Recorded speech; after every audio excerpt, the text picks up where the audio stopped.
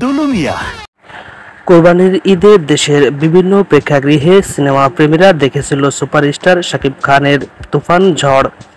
দেশের সীমানা ছড়িয়ে ইউরোপ, আমেরিকা সহ মধ্যপ্রাচ্যের বিভিন্ন দেশেও তুফান তুলেছিল সেই ঝড়।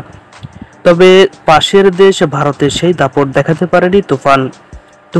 তুফানি ঝড়ে যখন কাঁপছে দেশের ছবি জঙ্গল, তখন শাকিব খানকে নিয়ে নতুন আরেকটি ধামাকার সংবাদ দিলেন নির্মাতা অনন্য মামুন।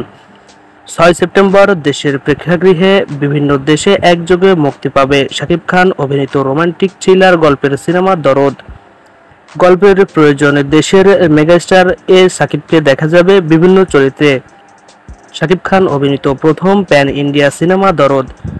চলচ্চিত্র বিশেষজ্ঞরা মনে করছেন তুফান সিনেমার ঝড়কে শিথিল করবে দরদ, পাশাপাশি দেবে নতুন কিছুর হাতছানি। সিনেমাটি নিয়ে সম্ভাবনা আছে, যেমন অনেক সংখ্যাও আছে। গত কয়েক বছরে শাকিব খানের ব্যবসা সফল সিনেমাও মুক্তি পেয়েছে ঈদ কেন্দ্র করে, কিন্তু দরদ সিনেমাটি আসছে ঈদের বাইরের সময়ে, তাই সিনেমাটি ব্যবসা নিয়ে শঙ্কাও আছে কিছু।